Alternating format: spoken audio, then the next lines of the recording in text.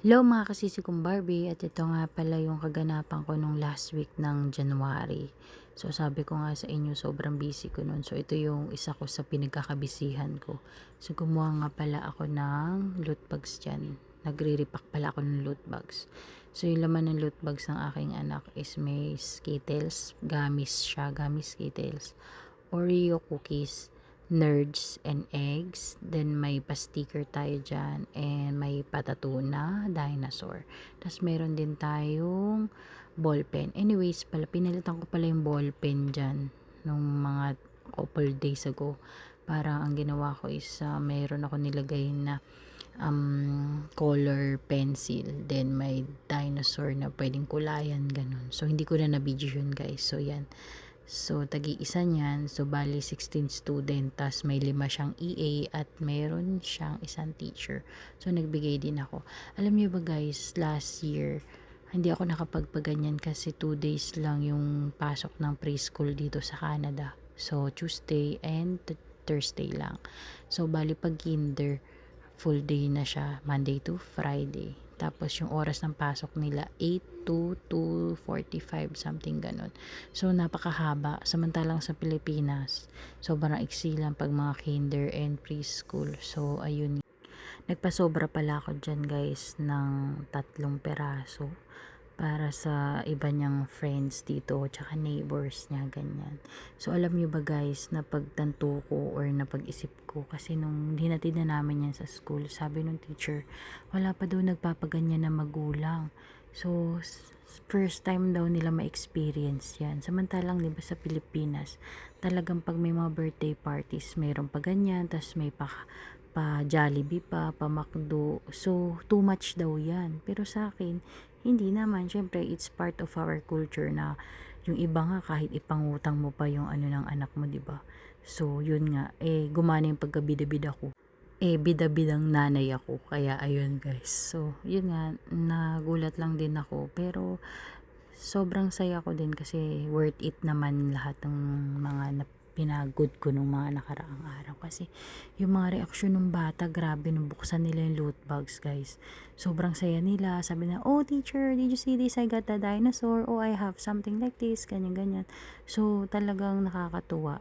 At saka love na love nila si Ariel. Anyways, guys. Yun nga, sa mga hindi nakakaalam is si Ariel lang yung nag-iisang Asian dyan sa school nila. So, all Canadians na. So, minsan napaisip ko, magpa-McDo kaya ako or pa-Jollibee? Wala lang. Naisip ko lang. Ano kayo magiging reaction nila? Dalhin mo yung Jollibee or McDonald's dyan sa school. Wala pa daw kasi nagpapaganon dyan. Biglain kaya natin one time. Anyways guys, yun nga. Syempre, pag nanay ka na, magulang ka na, gusto mo lahat ng best para sa anak mo. Kaya nga tayo nagtatrabaho para mabigyan sila ng magandang buhay paglaki nila. Especially, syempre, si Ariel.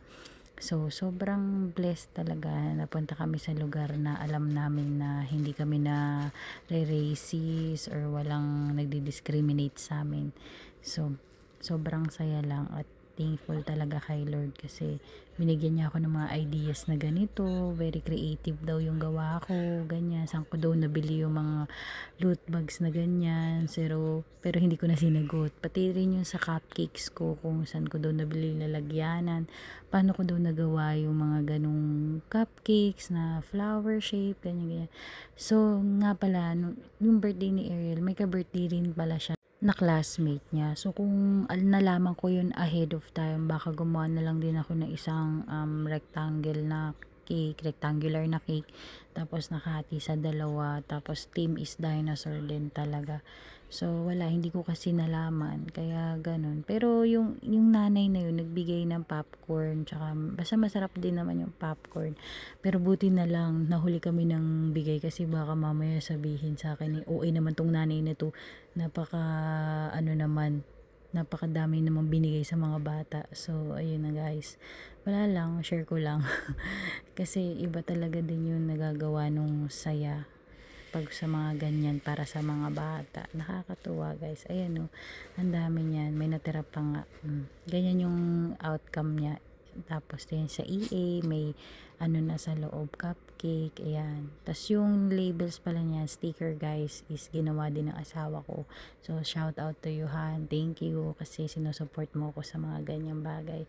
So, ayan, ang dami kong ginawang cupcakes. Nakita niyo ba guys? Hindi ko rin alam pero natuwa rin ako. Ayan yung mga reaction ng mga bata. Hindi ko lang na-videohan pero sobrang saya talaga nila guys. Ayan.